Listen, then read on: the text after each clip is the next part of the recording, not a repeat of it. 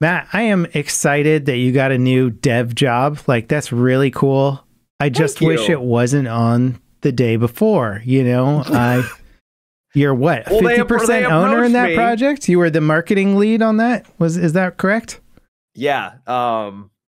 You know, I was trying to branch out into different, you know, ventures, and they approached me, and well, God, that game, I saw a headline just before the stream, just before right now, that the game is closing shop, or yeah. Okay. Oh man, there's like so much has happened in the last like 24 hours. It's insanity. Okay. You're gonna have to fill me in because I haven't, because even though I am the marketing director, apparently, according to you, I haven't been keeping tabs. I get it. There's miscommunication between teams, but I'm glad that you're making so much money for 50% ownership, dude. All right, here's the situation with the day before. Right, it was announced in 2021. Crazy promotional trailer showing like the ultimate DayZ, Tarkov meets the Division type game. Looked insane. Everybody was like all for it, but there was a lot of weird stuff going on with the trailers. It looked basically copied from tons of stuff. There's like red flags started to appear. Yes. Yeah. So people are calling, is this game even real? NVIDIA featured it a bit later, showing like the RTX features on and whatever was being made in the Unreal Engine, so they could do all that stuff. Yeah. Anyway, like a couple years go by, everybody's like, is this game real? Is it not real? The devs are like, it's definitely real. They took out an ad in Times Square. Real. Did you see the ad in Times Square? I did not, no. They had a giant ad for the game like a week before it launched in Times Square. Yeah. So okay. Game launches 7th, and then it basically immediately people figure out it's absolutely like nothing. It's like a facade, you know. It's not an MMO, which it says it's an MMO survival game. It's a extraction shooter at best, and even calling it that feels kind of like a disservice to other extraction shooters, really. And it gets downvoted like crazy. Bottom 10 most downvoted games in Steam history. They kind of tiptoe around this idea that they're going to fix a bunch of stuff. People are complaining. There's no hordes of zombies, even though the trailer showed hordes of zombies. Like a couple. Yeah. You see a zombie, and then I saw a video of somebody just running past all the zombies, and they never once hit you. If you just keep running, they like don't do anything to you. Oh, it's a disaster. Yeah, complete disaster. No mechanics in the game work as intended. Nothing from the trailer shown, like proximity chat, destructible environment, cool physics system, crafting. None of that stuff works in the game. It's all not there. It's just basically a tech demo. And so the latest update on this, that basically was today, at the time of recording this podcast anyway, is they announced on Twitter they're shutting down Fanatic or Fantastic. Is that it? Yeah, Fantastic. I think that's it, yeah. Fantastic. I think it's, yeah. Spelt weirdly. Yeah, Fantastic. They're shutting down because they have to use the money to pay back their investors, blah, blah, blah, blah, blah, blah, blah. And then Steam, since like just about an hour before starting to record this, has delisted the game on Steam. And from what it looks like, I was looking at the average playtime on Steam, and most players are under 2-hour mark. So they should be able to get a refund, kind of no questions asked, through the Steam system. But for anyone who went over 2 hours, you're going to have to go through a request process. And apparently it's not a guarantee each time. I feel like for Steam, that should just be a guarantee, right? Yeah. Like they sold something on their platform, it sold a lot, and it's shutting down. I'm assuming you can't play. It's always online, so they right? said they're keeping the servers up, and my guess is so that creates the system of, well, if you technically bought it, you can still play it. So if you played over 2 hours, you don't get guaranteed refund. It seems like the devs are trying to get away with as much as they possibly can. The thing that I'm wondering about is like, okay, if that was their game, right, is just to get away with as much cash as possible, is you don't announce that you're shutting down the studio, right? So I'm thinking there might have been some legal stuff happening where they're like about to get sued or something happening, and they're like, oh crap, we got to just shut down and pretend that we're not making any money. My guess also is that they're going to try and not pay any of the devs or the people that have been working for them on the promise that they'll get paid once the game comes out, because that's how a lot of indie studio stuff works. Is well, they straight up had volunteers. Yeah.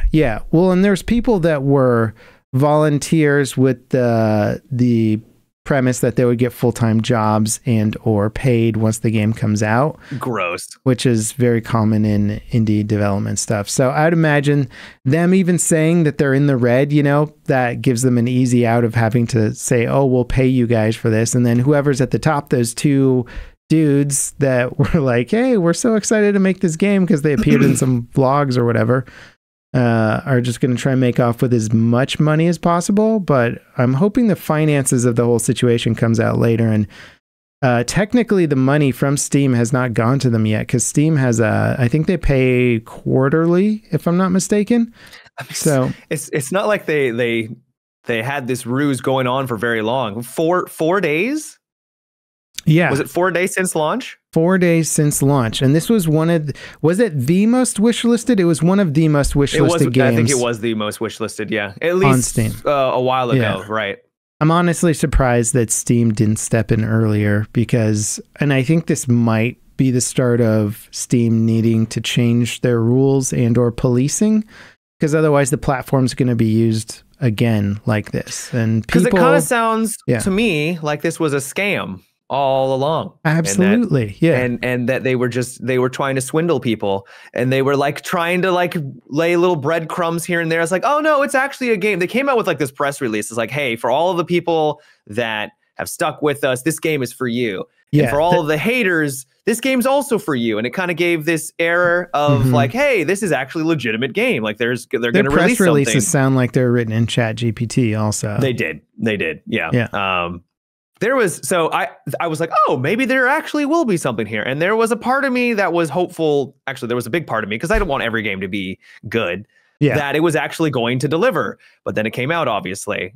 I think there were so many red flags that you could not be surprised. I was 99% sure the whole thing was a scam, but I also have a little bit more, like, I don't know, game engine knowledge than the average person. So I can look at and see how easy it is to take assets, drop them into a game. Unreal comes with pre-made shooter stuff. You can literally download survival shooter packages and then drop in assets and make something that looks like a survival shooter pretty easily.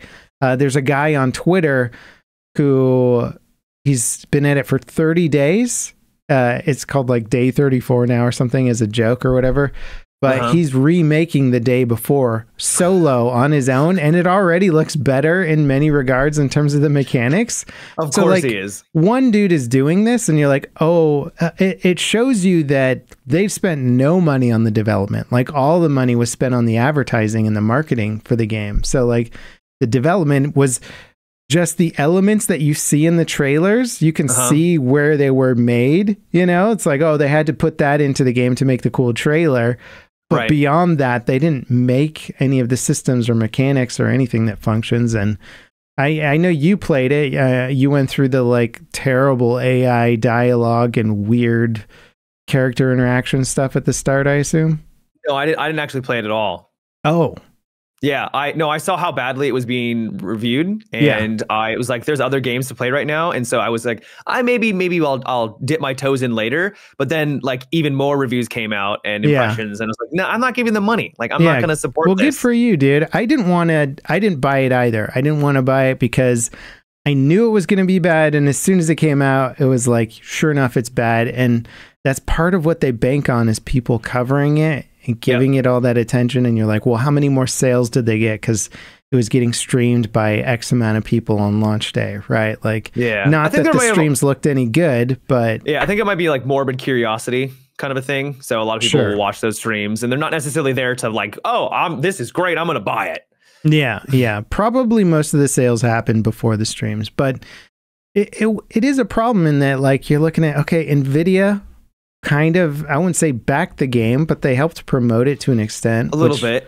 Adds a lot of credibility. Their names attached to it. Yeah. I mean, it's NVIDIA, one of, if not the biggest company in the world, you know, in many regards. It's like, hey, check out this game. And people are like, whoa, it's real for sure. Steam lets it go through because Steam has no sort of approval process for games for the most part. They'll sort of take things down if they're using copywritten materials or something like that. But otherwise, they don't mess with things too much unless they're breaking Steam terms of service stuff, which apparently this game is. Apparently it's breaking a ton of early access terms of service stuff. So maybe that's why they took it down. But it's I hope this doesn't mark the precedent or like the beginning of like high quality asset flip games. You know what I mean? Where it's like, okay, there's a bunch of crappy asset flip games which sort of make meme videos for a little bit and sometimes they go viral, whatever. Nobody cares too much because it's not like multiple years in the making and like the biggest marketing lies of all time. But this is like a huge high profile project that many thought was fake from the start, but it just kept going and lots of people bought it and played it beyond the refund time period. I mean, it has 19,000 reviews and many people do not leave reviews on Steam. So I can only imagine like if it's 1 in 30 or something like that, like tens of thousands of people bought it. Oh, what was the cost? Was it? I think it was probably over. Well, I mean, at peak players, it was 38,000 people online at once. Okay, yeah. So probably hundreds of thousands of people have purchased this game. Yeah. And how much was it? $40, $50, something like that? $40 in the US, but I think regional pricing and stuff around the world, it was less. So I do think there's a good chance these guys are walking away with a couple mil. Assuming Steam pays them, you know, so and assuming they don't get like legal issues, sued up the ass for this because it's like, I mean, it's blatantly false advertising, but it's interesting maybe it's because not technically a scam, but it sure feels like one. The amount of red flags. No, it's a scam, dude. Like, I mean, the fact that they post these things where it's like, oh, so much time and passion went into it, and then you're like, well, this dude on Twitter is doing exactly what you're doing by himself in like 30 days. So shut up about your time and passion and BS that went into this project of love and passion, you know. You're like, like shut up. The fact at the beginning, like there was developers that came out that were showing or like going through the trailers and be like, this looks like it's a not a slice of life, but you know, a vertical slice. Vertical slice. You can tell because, and then they gave a lot of examples. So that was kind of the first big red flag that maybe something was off about the game. Then they started making trailers that were a 1-for-1 of other trailers. I think one of them was Call of Duty. And then, you know, so literally just taking their assets and then using a similar, literally just taking and copying and pasting the trailer. The Last of Us branding and logo, they copied the exact font type. Nice. And like The Last of Us is like a half face of the girl and then the font next to her face. That is the day before. It's like a different guy and then it says the day before and it's the same font, and like they just copied every marketing thing. I made a video on it today and I was just watching through some of their trailers and noticed some stuff that other people hadn't pointed out, which was like they showed the nice cars driving through the dilapidated like New York. Bugatti. Yeah, well, like the angles and the shots that they used were right out of the Will Smith movie I Am Legend. And I like put them next to each other and I was like, oh. Man, were they literally just copying everything? Yeah, because they were also taking voice lines from other trailers. Like Cyberpunk and Red Dead, they literally were just like lifted like voice, not obviously not like they didn't steal the assets, but they used the same script for the trailers. I think I'm most disappointed that like I thought the word was out that this game was almost certainly going to be complete bullshit, right? Like you held back, I held back. Other people, content creators I know that got it just to make content on it, like being a crap game, didn't promote it as being good, but it's still, I think, sold over 100,000 copies, if not more. And I know that not all of those copies have been refunded, right? Because it seems like a bit of a chore to actually get a refund after the 2-hour mark. So it's just like one of those things where I think it goes to show how how desired this genre is for a lot of people, and everyone's wanting the game that they've essentially described, which is why it probably works so well. Yeah. Is that people want that survival open world looter shooter that they can go in and really immerse themselves and get the loot and extract. Like, that's so much fun. But very few games have been able to successfully, I would actually argue, like almost no game has been able to deliver on that promise. And people are they just want it. So yeah, because it's really hard, right? It's like, it's incredibly hard. Think about how big of a project The Division was, right? And The Division doesn't even try and go for the level of what this game was claiming they were doing. So just on that level alone, you're like, hang on, Ubisoft with like 2,000 devs couldn't attain what these guys are trying to do. So why do you think these dudes that already look sketchy are somehow going to pull off an even better looking DayZ? And DayZ's been in development forever, right? It's been in development for like 10 years or something. A long time. And I think it's a decent game, but even it doesn't look as good or run as smoothly as they're showing in these trailers. And you're like, there's got to be a point at which this just isn't adding up, you know? How did this small, never heard of team that made a crappy Steam game that was essentially an asset flip before, like, come up with something better? Yeah, that's another thing, is that they had like all these other games that they just I think it was just one other game, but I think they were also, there was a kind of like a hide and seek game that they made that they did support reasonably well. But the servers for that game went offline today or the day before they launched this. Like, I think they just didn't. The day before? Yeah, I think they were keeping the servers on that old crappy prop hunt game, Prop Night or something it was called. I think it was Prop Hunt.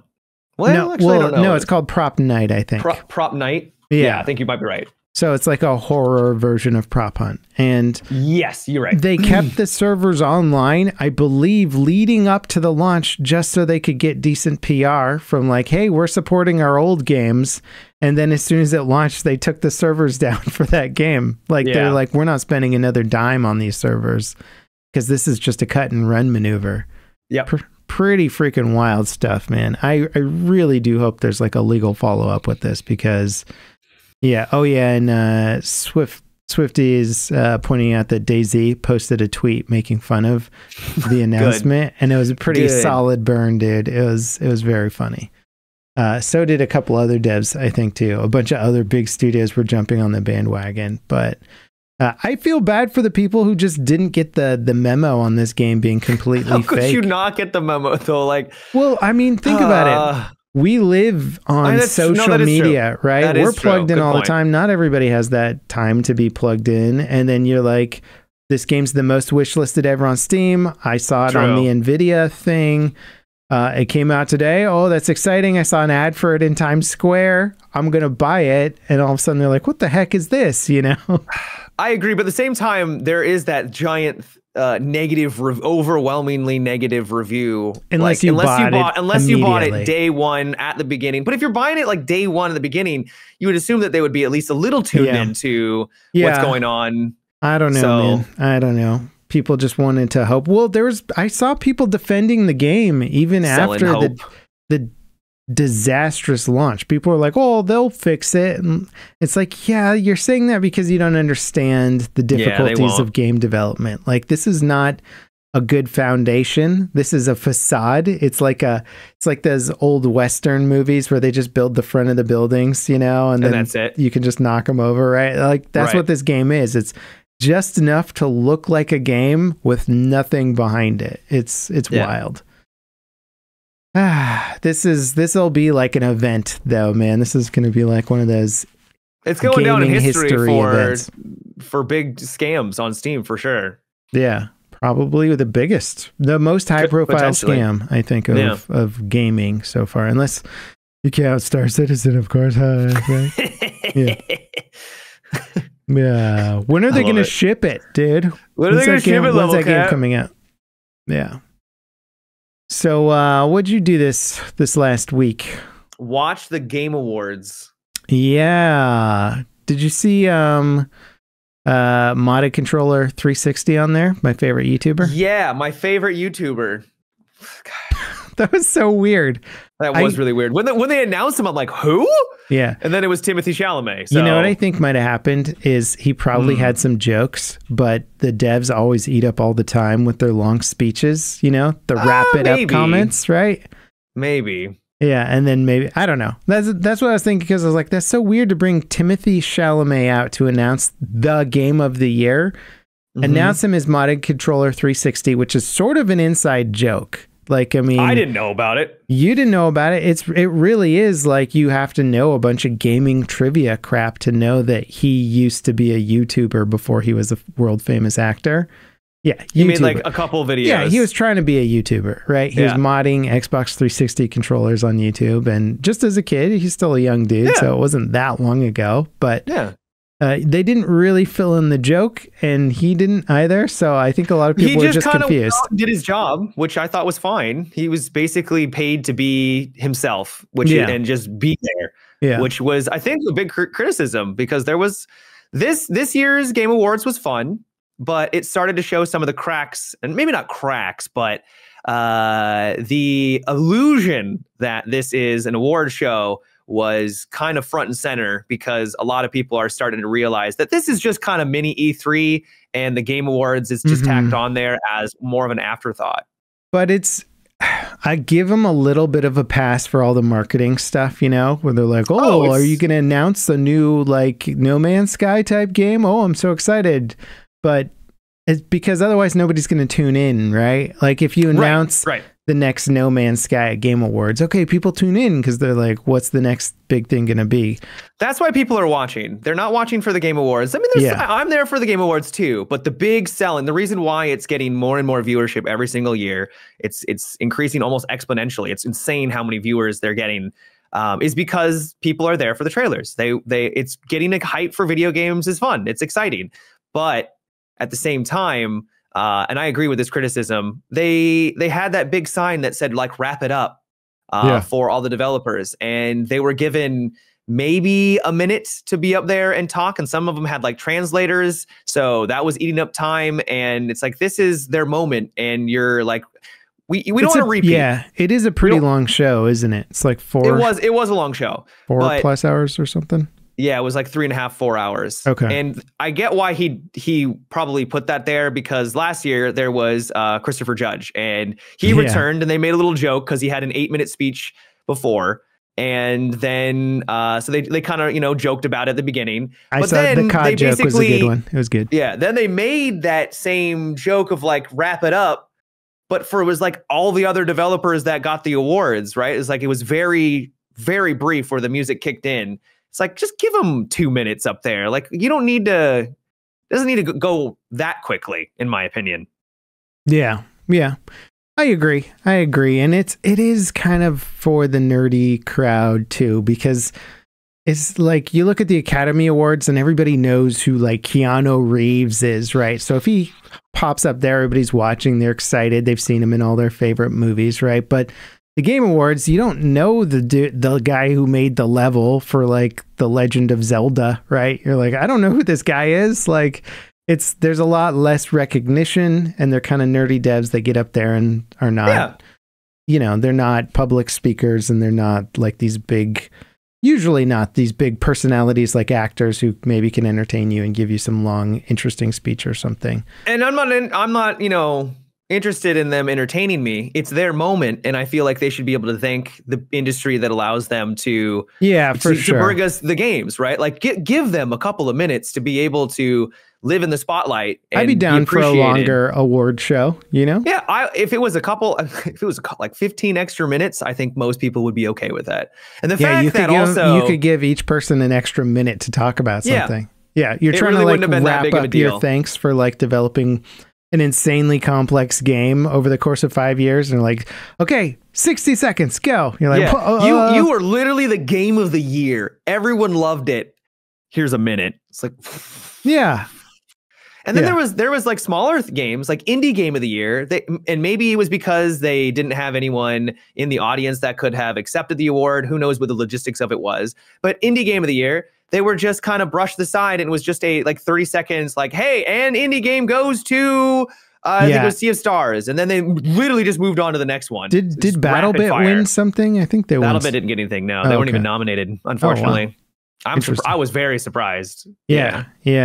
It's indie games should definitely be a bigger category because let's be honest, like they are probably a huge percentage of the overall game market at this point. Like not everybody's playing these big AAA titles, but the funding for that show probably comes from big industry, right? The indie game devs aren't pouring out tons of cash. So it is, like you said, an award show, which is like, okay, there's an entertainment factor, there's a marketing factor, there's a big industry money factor, and that'll be what it is. But I think for the most part, people agreed with a lot of the selections and stuff. I didn't watch the whole show myself, but I watched a lot of the like top picks and stuff like that. And I was like, as I said, it was a lot of fun. And these are only minor complaints because I'm there for the trailers too. Like I find it all to be really fun. The one that I didn't agree with though, and this one felt a little weird, is best ongoing game went to Cyberpunk. And I'm not saying Cyberpunk isn't fantastic. I think it's actually phenomenal now. But best ongoing? Like, really? You did a DLC and you fixed the game? That feels weird. And I feel like some other games probably deserved it significantly more than them fixing the game that they promised and then delivering a DLC. Yeah, I feel like there's some games that have been around a lot longer and have more long-term dedicated player bases. Like Fortnite was in that category. And I know like people like to meme on Fortnite, but Fortnite let's be honest, Fortnite has been dropping the content lately. Yeah. And they didn't win. They lost to Cyberpunk. Maybe they were making a political choice, right? Which is like, oh, if you pick Fortnite, you're just gonna get trolled by the internet, right? Like, I mean, maybe. It's not cool to pick the most popular game in the world. But that's the whole point. It's yeah. I don't know. What about the Spider-Man Salt? Oh, so I think Spider-Man got nominated like 6 or 7 times, and it didn't get anything, right? It didn't get anything. Yeah, I didn't play it, but when you talked about that on the podcast, you were raving about it. I loved it. No, yeah. I still think it's fantastic. Now that I've stepped back away from the honeymoon phase a little bit, I can start to recognize some of the issues. Like the combat itself shares a lot of similarities from the first one. You're doing a lot of the same moves. The third act felt a little rushed, and like it had some problems. They played it very safe. It was a very safe game, and I think because of that probably is why, considering there was so many other fantastic games that came out this year, they didn't win anything. But then there's people online now on Twitter and everywhere who are like showcasing gameplay, which is more like cinematic cutscenes from Spider-Man, and comparing that to like Baldur's Gate. They're like, how did Baldur's Gate beat Spider-Man? Like, look at how much more visually impressive this is. It's like, well, that's not what gaming is. It's a quick time animation. Yeah. When Spider-Man gets thrown through buildings and does all this cool stuff, you're like, well, that looked neat, but I wasn't like doing stuff while that was happening, you know? But like, to Spider-Man's credit, like it is incredible. And there's a lot of the times where you are controlling it. Like it is, like I said, I still think it's fantastic, but there are other just incredible games that released. And I agree that those other games deserve to win when the tough year, man. Tough competition for anybody trying to like get an award this year. Cause 2023, as we've talked about before, is like this insane year for gaming. It's just like, you look at Baldur's Gate at the Game of the Year nominees and you're like, well, they all kind of deserve it to an extent. These would all could have won in a different year, but they all just came out in the same year. So they're all doing fine. I think all the games are selling like hotcakes. They all made their money back. They're not hurting too much, you know. So ultimately, it's Game Award drama at the end of the day. But I'm glad that the Game Award show seems like it's getting a lot more publicity than it used to, because it did used to be, in my opinion, way less talked about and way less entertaining to watch. Yeah, I do think that Jeff's doing a better job each year. I think I mean, without some setbacks this year, I think, he's started to perfect it a bit more. His craft. And Swifty mentioned that Jeff said that the timer was too short this year for the speeches. So they'll probably remedy it. Yeah, he recognized it. Yeah. Hopefully that means that they'll address it. Did you see the Call of Duty devs were upset about Christopher Judge's comment. I didn't see that they were upset, but who cares?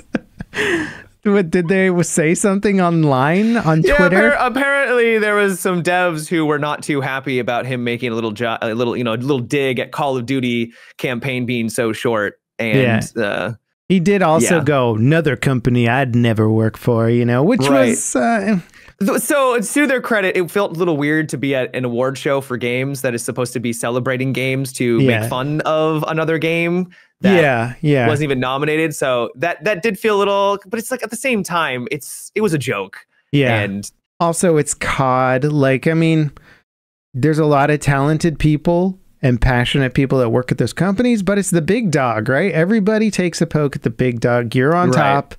You just got to take your jabs here and there, You can't be too thin-skinned about it. And I get why I get why people that are attached to a product or attached to a, the thing that they're working on because they're working on it. They're passionate about it. Like they feel a bit of their identity associated with it. So it's understandable why they were a little upset, and it's not their fault that the campaign sucked and was a bunch of course not. Garbage, but you know, it's but also you could then argue like, well, then why even make a comment? Because you know it's not your fault, because it's not your fault. Yeah, it's just a joke, but yeah, everybody's gonna get a little upset about stuff. I do find it somewhat funny. Did you see the so we played the finals a bit last week. It launched the 7th also, I think. Yeah, it was literally the night of the Game Awards. Game Awards show, so 7th or 8th, like just around that time.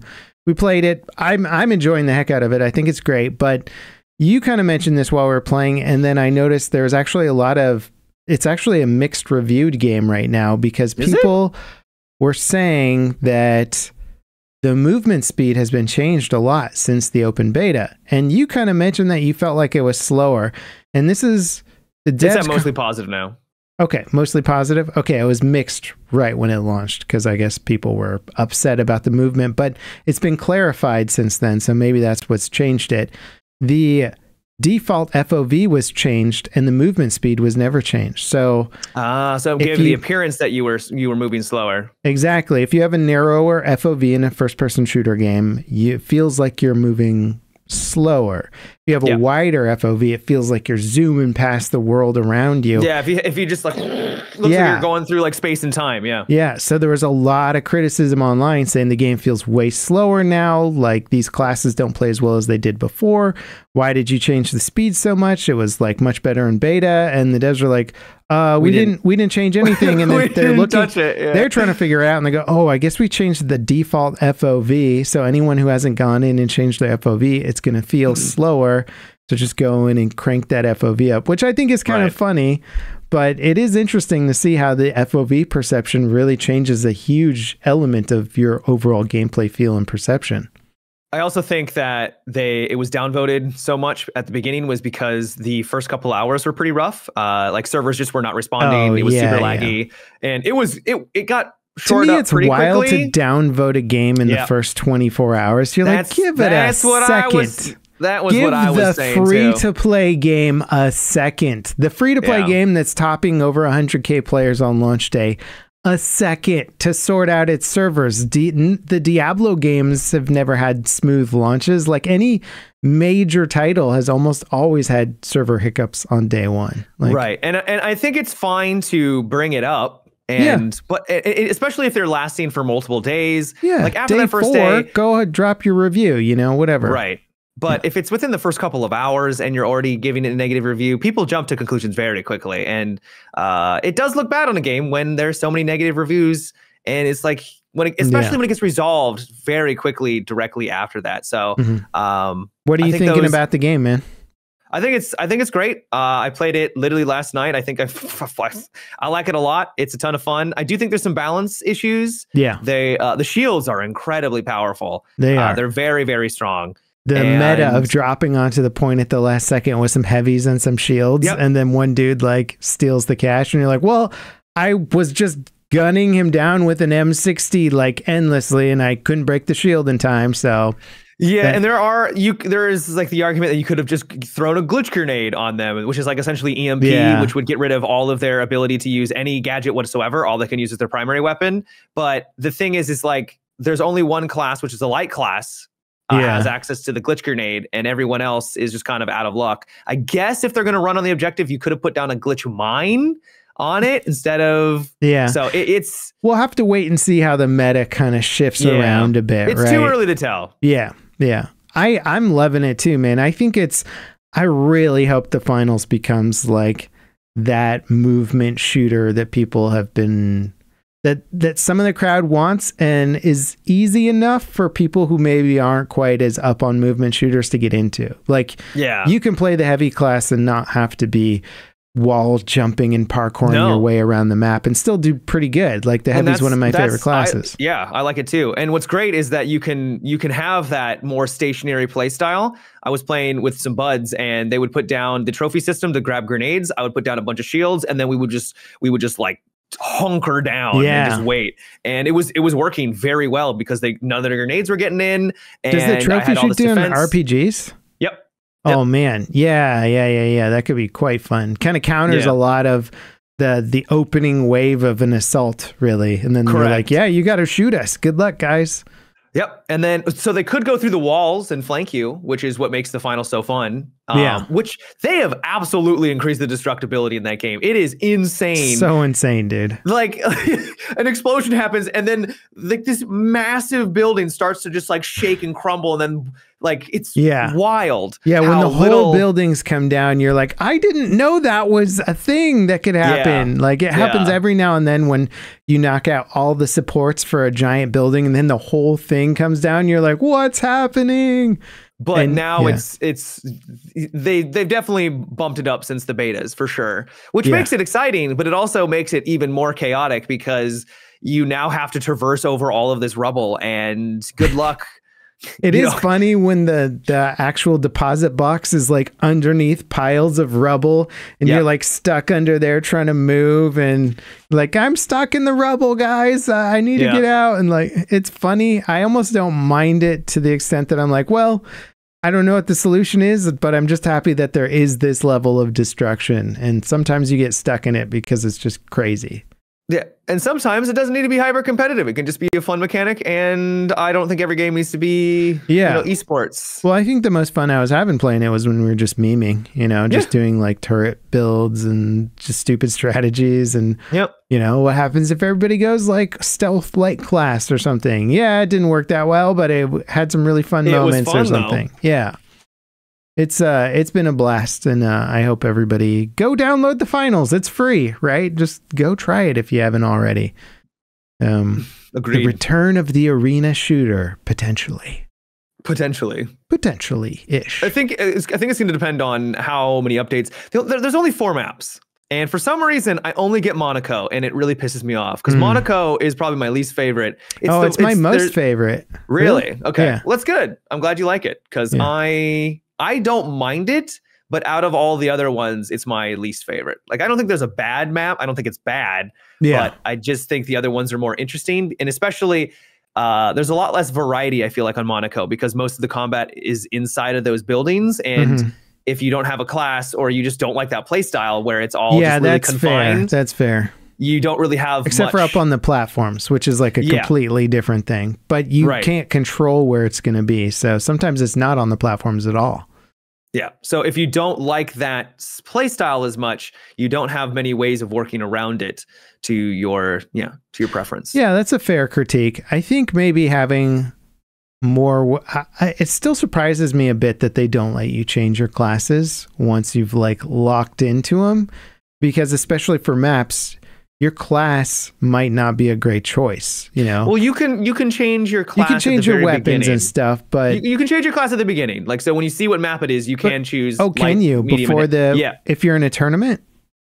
So if you're in a tournament, it's the same map every single round, so it never changes to another map. So at the very, very beginning, I do believe, I'm almost 100% positive, you can change your class. Yeah, interesting. So you just have to choose your loadout. Yeah, I still wish like teams could adapt if they're like, oh my god, we barely made it through last round.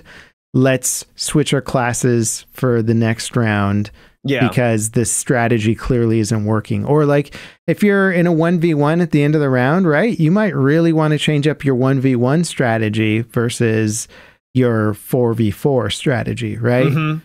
I think it would make sense to try and add that in there to some degree. Or just I don't think that would be too bad. Yeah. Just not in the middle of a round, being able to switch from a light to a heavy. Yeah, I think I'm fine with committing for a round, and then changing it up between rounds is cool too.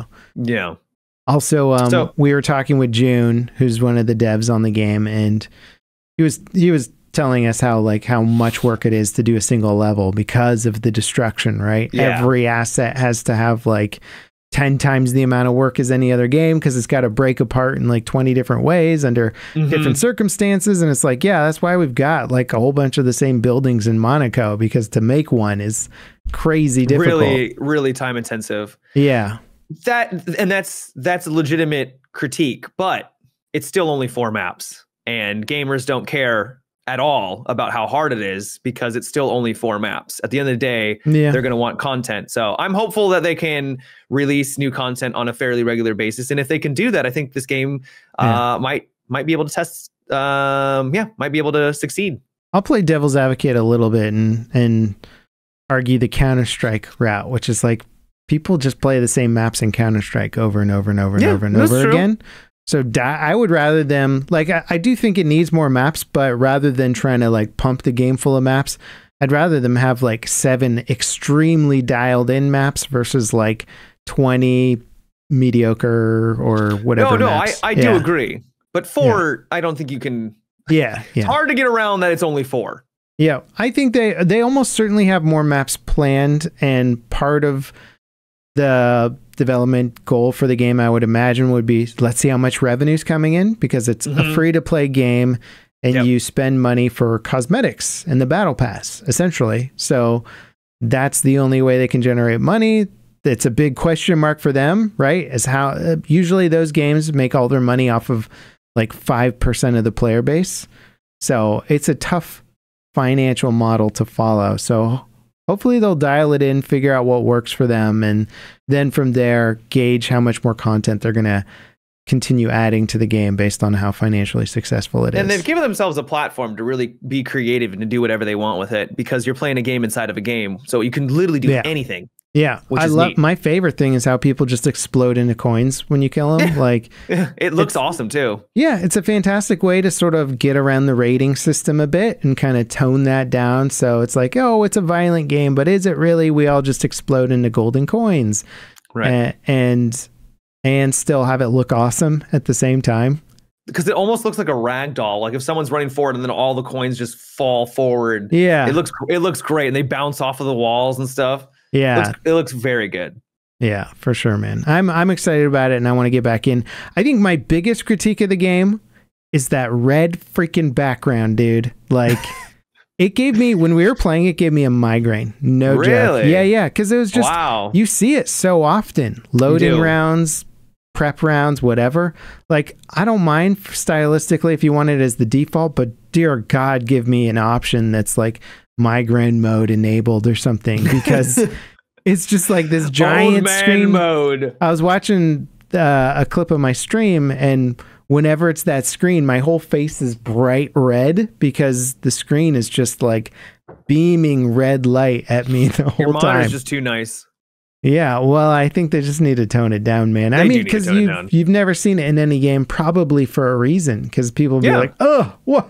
It's too much. Yeah. A little bit too much. Stylistically, looks really cool. Functionality wise, gives me a freaking headache, man. Give me an option around it. No. What else you playing? I played a game called Once Human. Speaking of a survival MMO, Once Human actually is a survival zombie kind of MMO that I haven't even heard of it. Delivers. Yeah, I mean, I feel like I'm at the ground level here, you know. Yeah, man. Should I buy now? Like, is this a buy? No, don't buy now. It's in beta currently. Okay. I think the beta is going on for a while, so if you want to dip your toes in. But it reminds me of, God, how do you describe this game? So you basically get to create your super hot character. I think it might be Chinese developers. I'm not sure. Maybe Korean.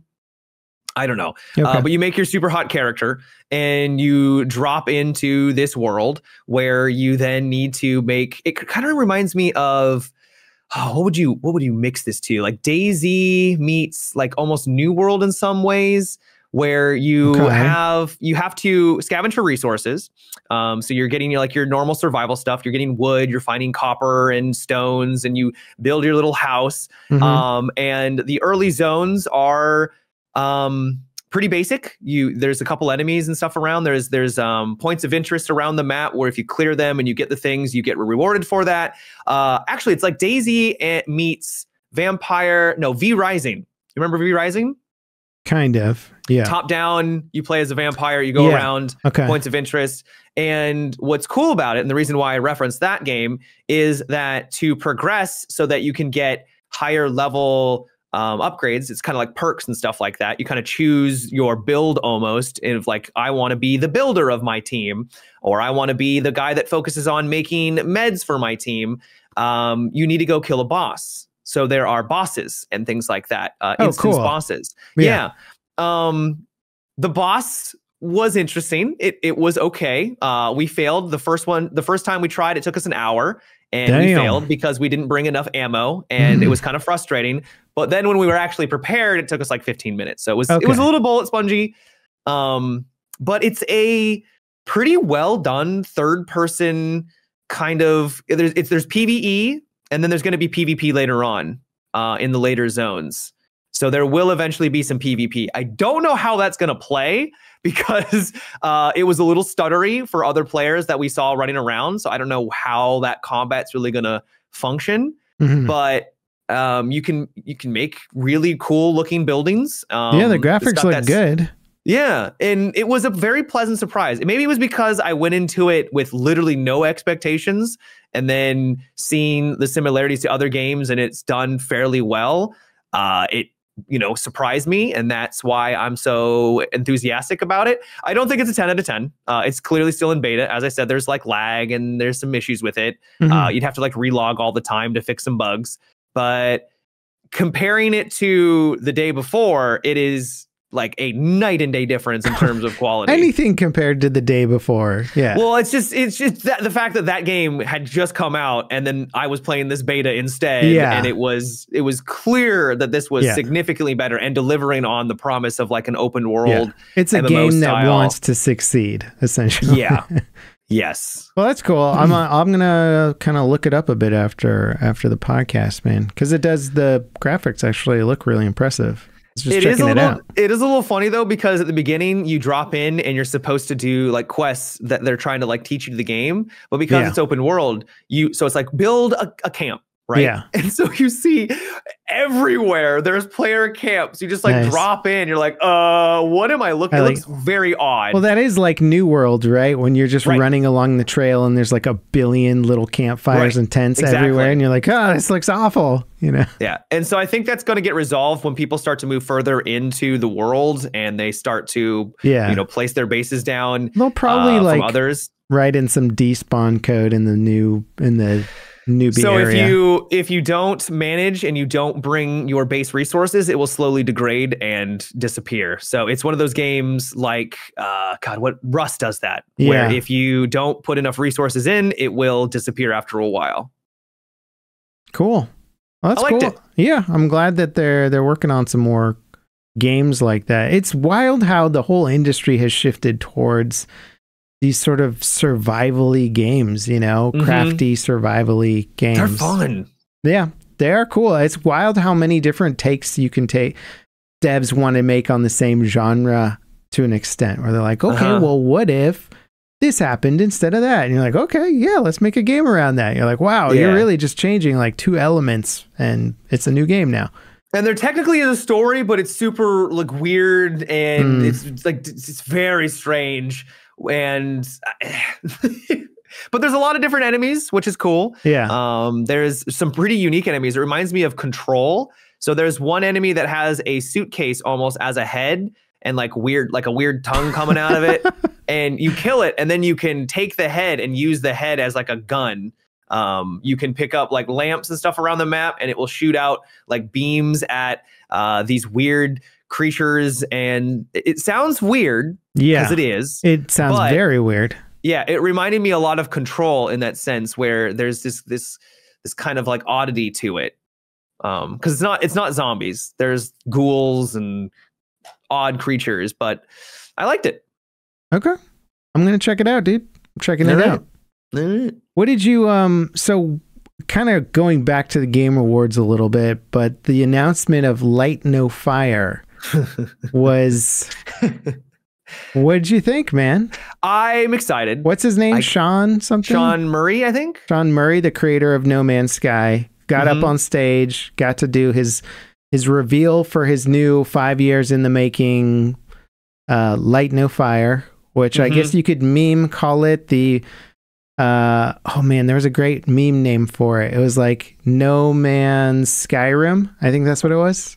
Okay. No Man's Skyrim. Fair. Yeah. So it's basically No Man's Sky, but on one planet. Endless planet, potentially, or just massive planet that just feels absolutely endless. Gigantic. Yeah. Yeah. Like you just made a planet and that's where you play. It's essentially, he described it as being bigger than Earth, but it's actually, it would take, like, if you wanted to run from one side over to the other, it would take you forever because it's the size or bigger than Earth. Also, even if it was Earth, like, why do you need to go bigger than Earth? Yeah, why does it need to be bigger than that? I mean, I guess if you're having just an unbelievable amount of people. So you think like, everyone on the planet's going to be playing the game? We don't even populate every corner of Earth, right? Oh, like, yeah. There's entire forests and deserts where nobody, and oceans that nobody is hanging out in. Yeah. Exactly.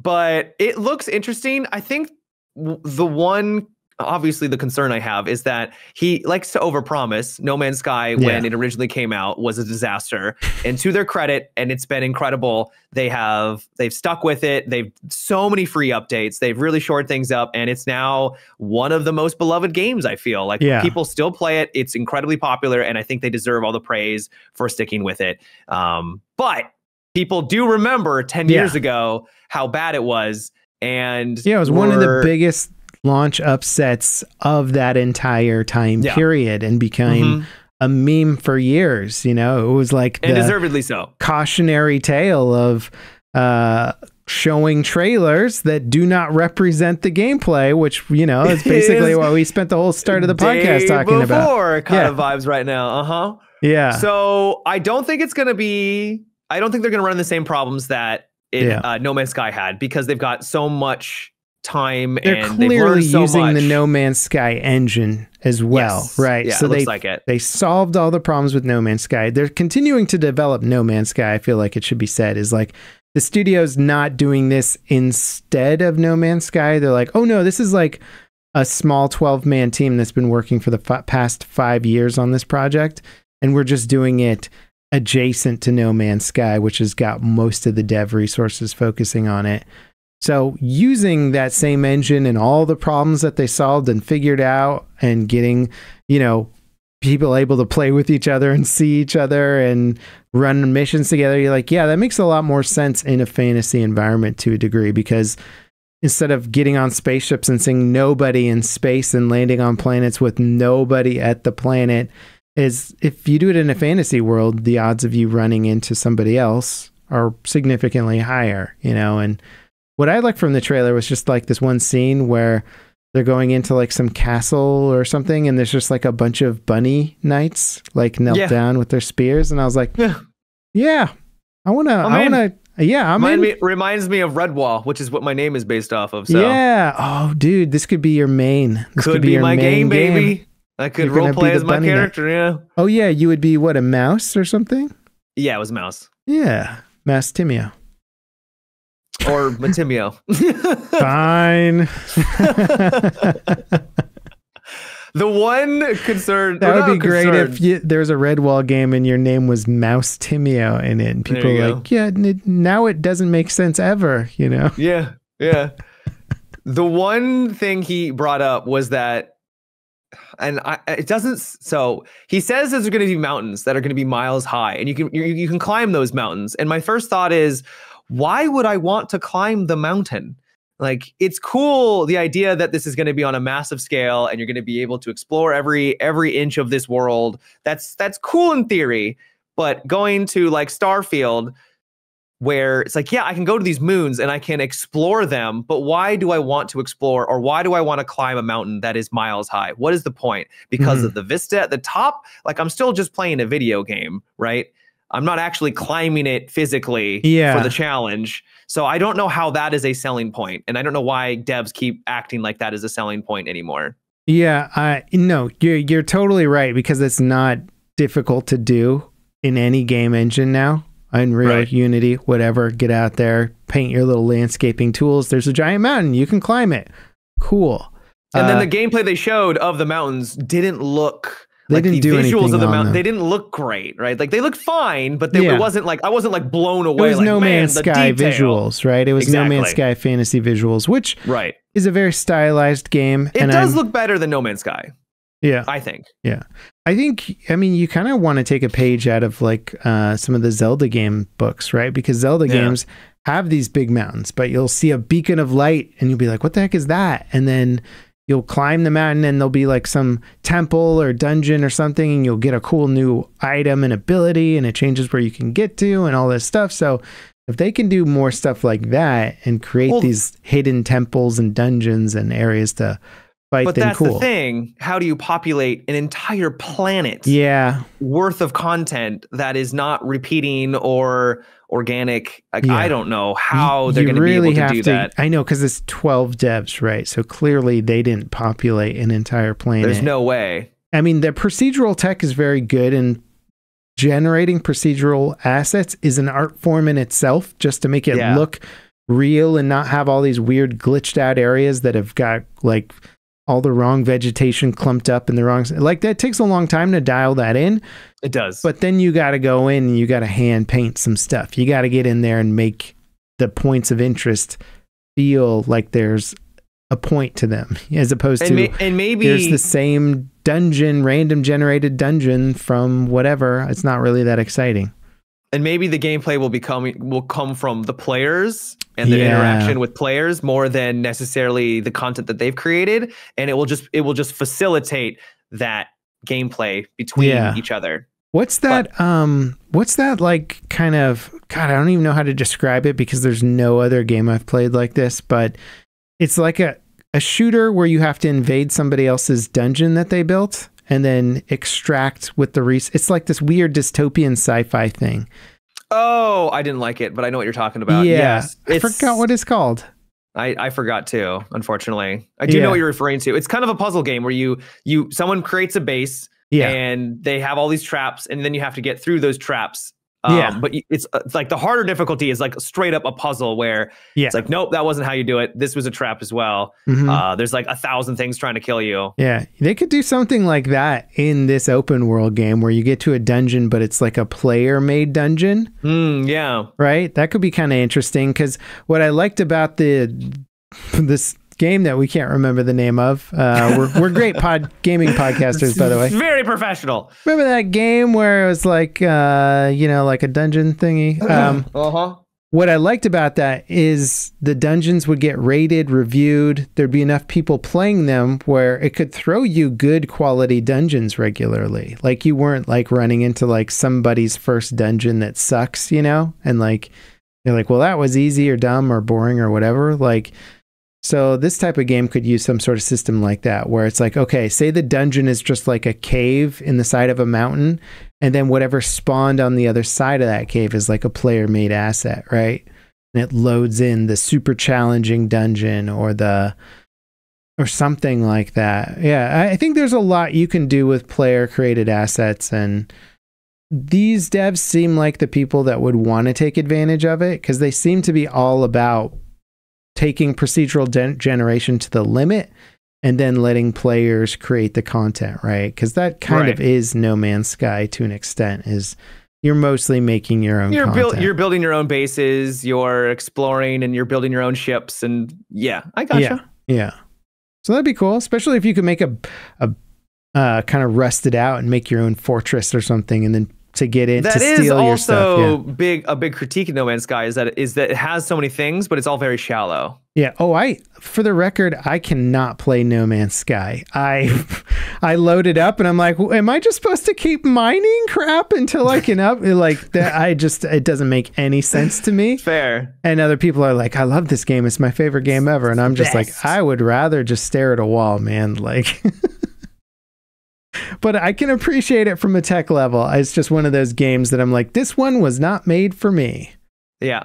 I need to go shoot at something, which I guess you can do in that game, but it's not particularly rewarding. I hear you. Yeah. I watched, you watch anything good lately? No, I've been just gaming, bro. You're gaming, baby. Just gaming. I watched The Killer, which is like Michael. The Killer. Yeah, it's a Michael Fassbender movie. I haven't seen him in anything was that for a any while. good? I liked it, but I see that there's like kind of a discrepancy where some people are like, this movie sucks, I hate it, and other people are like, this is super cool and interesting. It's like it's a hitman style movie. So he plays basically a gun for hire, some dude who's paid to go take out a VIP somewhere, and he works through like an agency, right? And it's but it's sort of like there's cool action sequences in it, but they're not like John Wick action. It's more or less like, oh, there's some cool fight scenes here and there, but most of the movie is about the logistics in between doing hits. So it's like a lot of like, oh, I need to buy this thing on Amazon to hack this lock at this building, and then I need to like buy a key card like printer and steal this dude's key card, and then I need to like go rent a van at the rental service, and then get like a trash bin and all the supplies from Home Depot, and then for like disposing of a body, and like like 70% of the movie is that.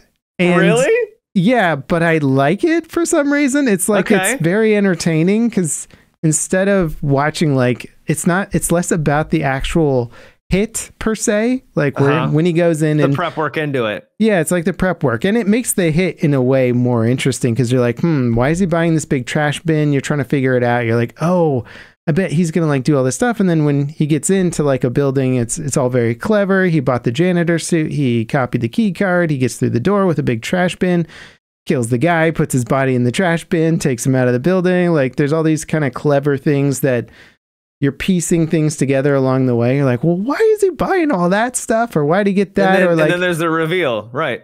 Yeah, my favorite part of the movie is when he just buys something on Amazon with like overnight shipping, because he's like, I need something to hack this like digital like garage lock thing. So he just buys the like hacker on Amazon.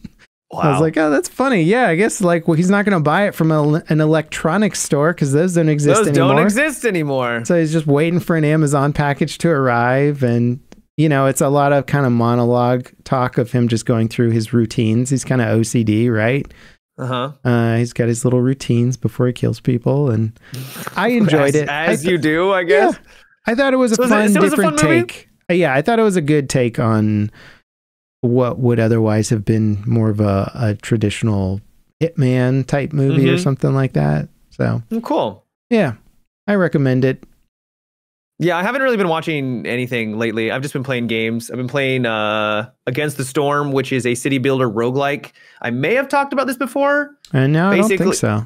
Yeah, basically it's a game where it's a city builder. So you start off in a glade and you need to chop down a bunch of trees so you can expand into other glades. This gives you more resources, but you're not sure what resources you're going to get. When you say glade, it's like just a patch like a meadow inside of like, so gotcha. basically think like a meadow inside of a bunch of like a forest, right? And you have to cut through the trees to get to other places where you can find more resources. And then you need to build appropriately, and you're not sure what buildings are going to unlock along the way. So you have to adapt your strategy. So each time you play, you can't tackle it the same way each time. And it's kind of fun. It's tough. And it's slow, but I enjoy it. I think it just came out in 1.0, so it's content. It's complete now. So much. It takes a long time. There's a lot of content and a ton of upgrades. So if you really like it, I could see someone spending hundreds of hours really kind of diving in. It's called Against the Storm. It's called Against the Storm. Yeah. Okay. It's really chill. It's like constantly raining. It's always raining in game, and it has this like very relaxed vibe. Well, as relaxed as it can be because you are on a bit of a timer to. Kind of looks like Warcraft 3. Yeah, that's actually a good way of describing the graphics. Yeah, I like it. A little cutesy, but I'm always down for this type of city builders with like a different twist. You know, like as opposed to. City Skylines 2, where it's just build the big city. Keep building. So essentially everything is disposable. So when you build your settlement, you're just trying to reach your goal. You're just trying to get whatever the requirement is to get you to that, to be successful. And then once you can keep playing if you want. If you want to build like a giant, city and keep expanding, you can do that. But you're not going to get anything more for it. It's more of just for fun. And it's just about restarting and going on another challenge into another city. That's cool, because I think some of the most fun parts of the city builders are at the start and the initial planning and all that. And then when you get to a giant city, you're sort of like, well, I've perfected my design. Do I really want to go in and demo stuff and rebuild areas? Or do I just want to do the fun part of the game again? So roguelike makes a lot of sense with the city builder. It's pretty unique. I've never seen a roguelike city builder before. I was playing around with I think it's called Age of Darkness a little bit. Which is oh yeah, I've heard about that. It's kind of like what's that other game? There Are Billions or something like that, where you just make a big defense fortress. And you're like, it's a simple concept, and then all of a sudden you're like, God, I'm like 40, 50 hours into this thing. Yep. Because it's fun when you have the city builder and then the premise of like, oh, you're going to get attacked or something. Now you got to really build. You're like, oh man, I got time. And how am I going to build the fortifications right? And it becomes a little bit of tower defense, a little bit of SimCity, and good times, man. I like this game. I've always wanted to try it. I just never got around to it. It's not bad. I don't know how it holds up to other stuff, but I just enjoyed the aesthetics. Speaking of They Are Billions, I hope those developers are working on something else, because I like the premise of They Are Billions. It was just a little one note for me. Yeah, I'm curious to see how they can evolve those games, because Age of Darkness felt like pretty much inspired directly from that, and I think it had some cooler nuance elements to it, and like it gave you a reason to sort of go out into the darkness and like try and acquire resources and shut down these demon portals or whatever before, and that would help you survive the next wave. And so it kind of gave you incentives to sort of have an attack and defend phase and try and make it to the very final wave and stuff like that. But after you figured out the best strategies, you're like, well, I guess that's the game. I guess I'm done with it now, because I sort of mastered the defensive strategy. Yeah. Nice. You want to hear about Star Citizen, baby? Absolutely not. Well, that's good, because nothing happened. Hit me with it. No, okay. No, nothing much happened. Everybody's waiting on the 3.22 patch, which is still in testing. They leaked some videos of some cool upcoming features. There's allegedly, Jason just Skyped me, there's some new spaceships in the new 3.22 patch. They don't need any more spaceships. I actually agree with you on this front, because they keep coming out with ships where they're like, here's a new feature, and you're like, well, that's okay. They don't need any more. Yeah. They're like, get the rest of, I'll enjoy this when the star map is working properly. Yeah. So yeah, no, I'm the there people with that are you. working on spaceships aren't the same people working on everything else, but still, you don't need any more.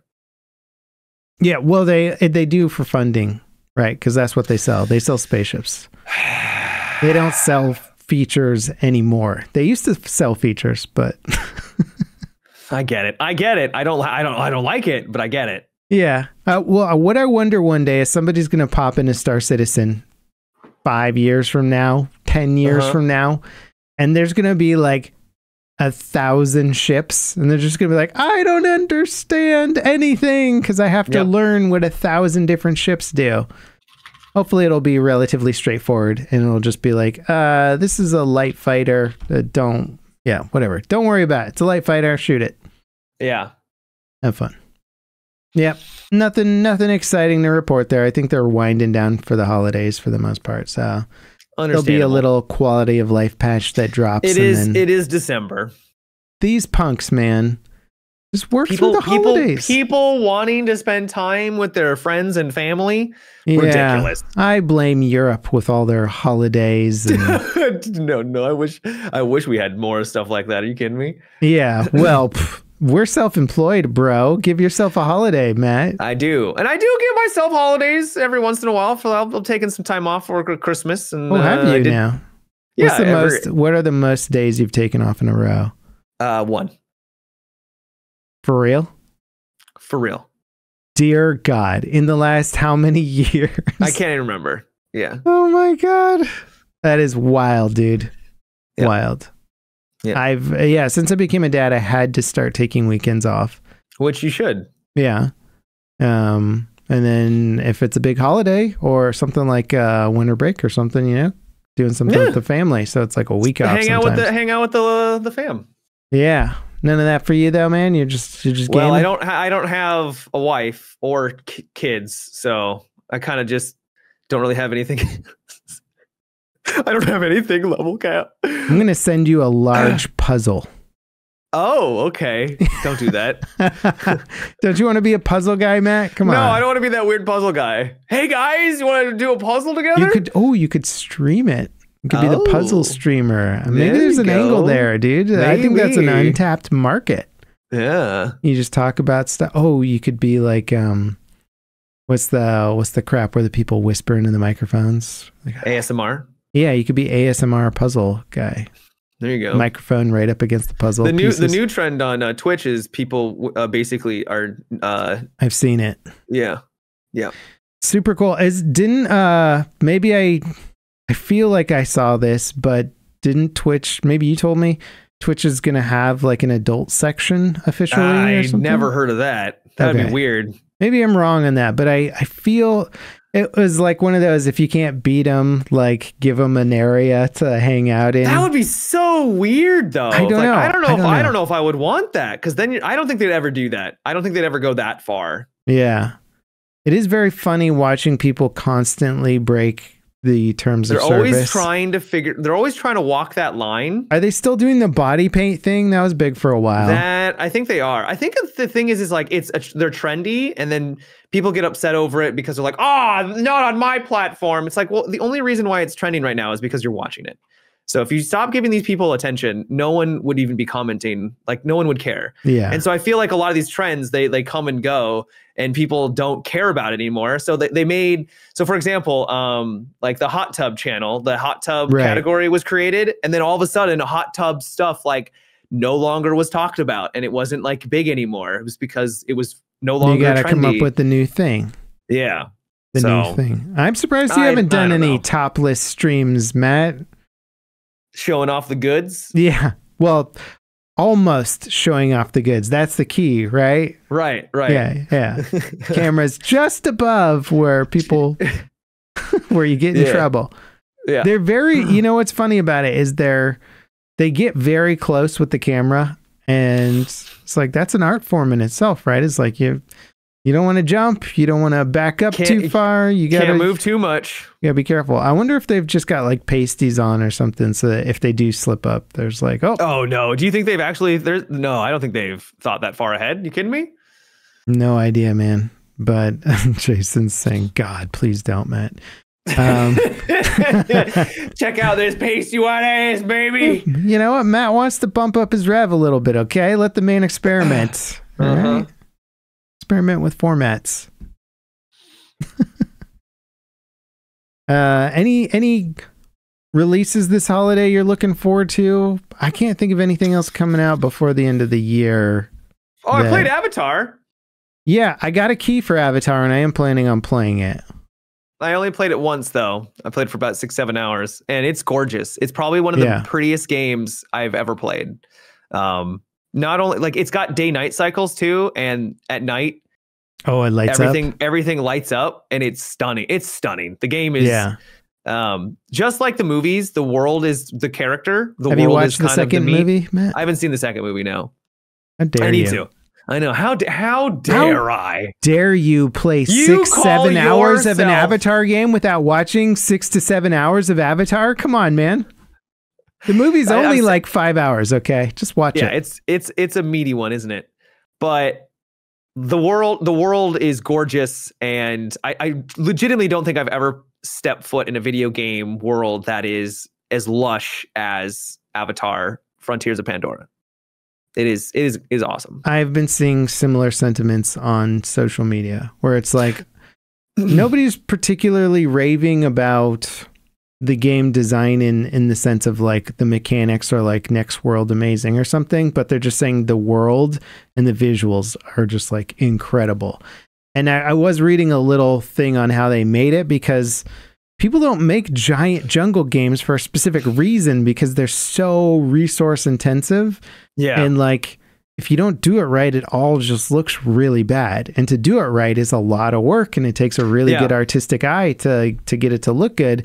And they invented all this cool new techniques for how they're caching all the assets in different ways on the GPU memory and whatever, just to get it to run properly, because most games aren't set up to render a gigantic, endless jungle that looks amazing.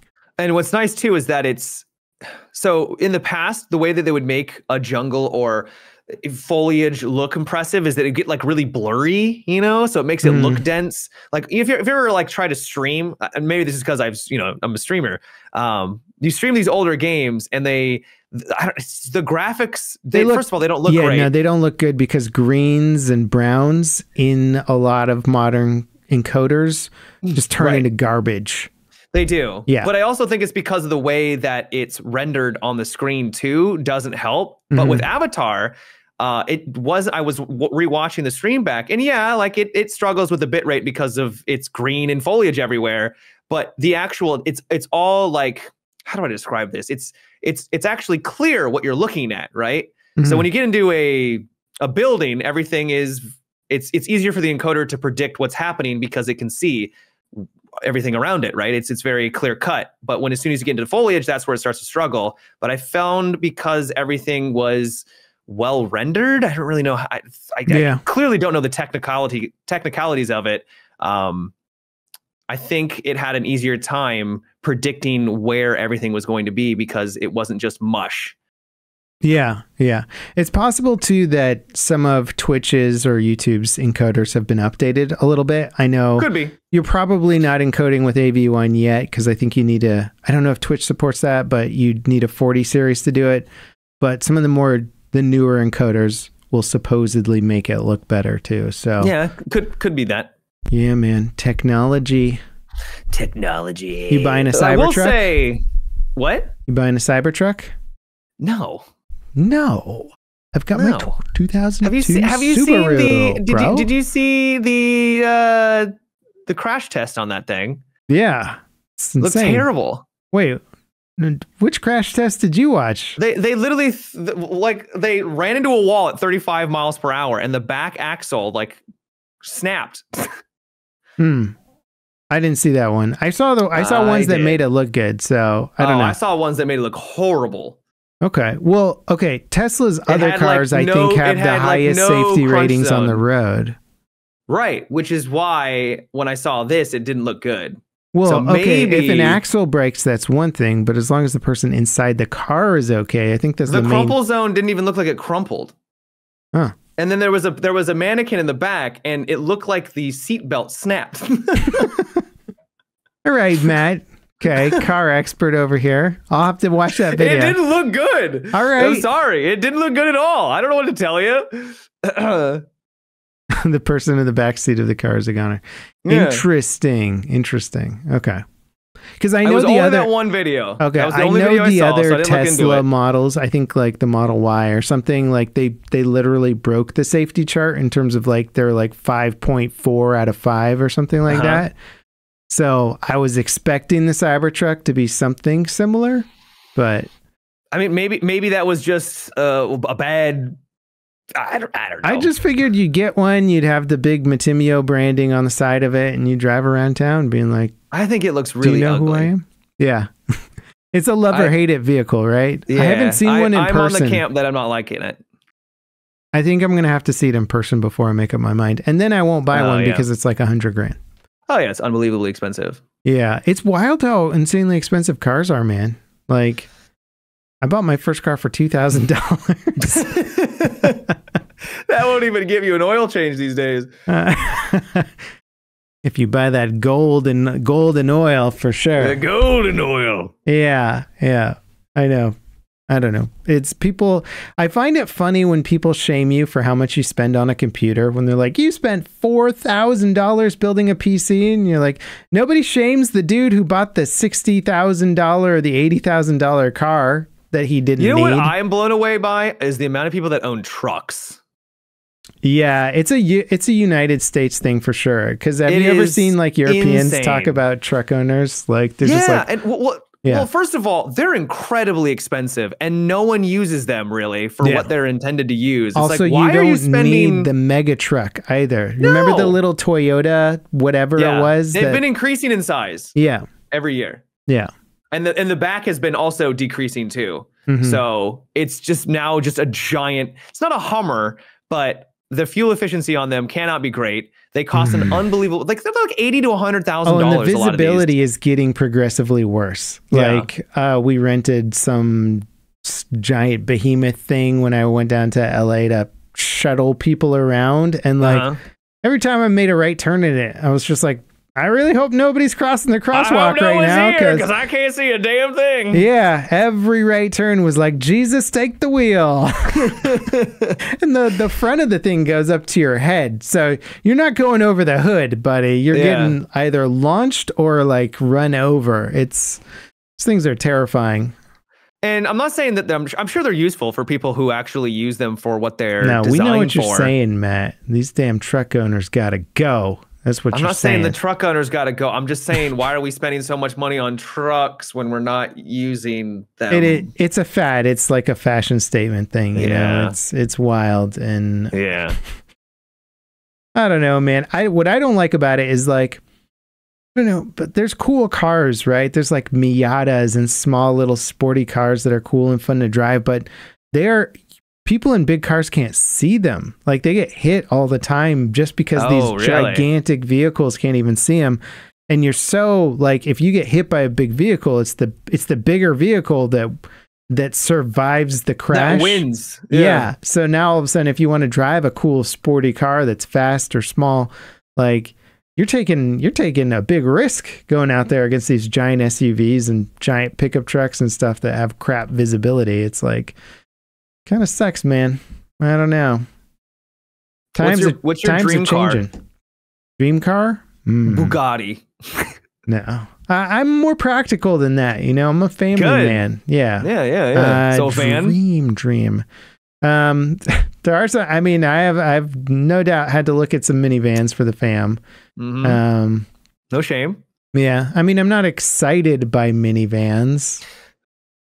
I don't have a dream car either, the so it's fair. Other countries get cooler minivans than us. Japan has really cool minivans, and none of them are in sale over here because I don't know, because it's like stylistic choices in different countries, but they're like more boxy and like make way better use of their space. And apparently they use minivans over there as like VIP chauffeur shuttles, and they're like all pimped out and look cool. And I'm like, I'd get that minivan. That one looks cool, but they don't sell it over here. So. Yeah, I don't know. Like, I mean, I want to say something more interesting than like a Tesla Model Y or whatever the cool one is, but probably be high up there in terms of like practicality versus fun to drive. Some of the, like a Mercedes G-Wagon's pretty dope, but I also would never buy one with my own cash. Like if somebody was like, you could have one, then I'd be like, oh yeah. Yeah. Gimme. I'm not going to spend that kind of money on it though. Yeah. I mean, probably a high-end Mercedes or BMW, you know, would be my speed. Maybe a Porsche or Porsche for Europeans. I don't know why we pronounce Porsche differently over here, but it's just a thing. Just a thing, man. Probably like, maybe a Porsche SUV or a Porsche 911 or something would be a fun car. Those are pretty cool. Yeah, that'd be a daddy's getting groceries car. I'll be back in 3 hours. I'll be right back. I live close to the Columbia Gorge here, which is like a nice, like, you know, you can zip through there. Drive. Yeah. see giant waterfalls while you're going 90 in your Porsche 911. That'd be fun. Yeah, I don't know. What about you, man? Other than I don't have one. I know you're driving your dream car, the 2002. Yeah, already driving it. Subaru Outback, I'm guessing. Mm-hmm. Yeah. Yep. Classic. I knew it wasn't like the that STI or something. You know, I knew you weren't driving. Nice forest green. Yeah. You know what I actually do like is a more practical, like except in the sense of not exorbitantly expensive, but the new Subaru STIs look really cool because they've got. Oh, are they? Yeah, they put in like all the kind of they have power steering, but it's like the old school way of doing steering that most vehicle manufacturers don't do now. So you feel the road. You know, it's a car that's like akin to like an actual rally racing car. They just look cool, and everybody who's driven them says they drive fantastically. That would be like a practical 30,000. That's not too bad. Yeah, is that the top end STI? This is a 2023 WRX, so maybe not. Maybe I googled the wrong thing. Yeah, I'd be down for that though. Yeah. All right, man. What are you playing tonight? What's your stream game tonight? No idea. No idea? Dang, dude, you going just clueless. Bro, I just flying by the seat of my pants, baby. Wild man. Wild man. Wild. All right. I think we're at a good wrap-up point for the podcast. Sounds good. I can't wait to see more aftermath of the day before. I hope everybody gets their money back. Thank you guys for watching. Thank you, Patreon members, for coming by, hanging out in the chat. We appreciate you very much. And for anyone who isn't subscribed, go ahead and subscribe. Hit that like button if you enjoyed the video. Hit the notification bell to beat that damn YouTube algorithm so that we can get recognized and become super famous on the internet. Mm-hmm. Yep. And consider becoming a Patreon member too. It's not expensive. You get to watch us live. You get to ask questions. You get to meet all our famous guests that we have. And yeah. Matt, words of wisdom? I got a good one for you today. Ooh, boy. Don't take life too seriously. You'll never get out alive. I like Bugs that. Bunny. Oh. It's a good one. I like it. All right, everybody. Bye-bye.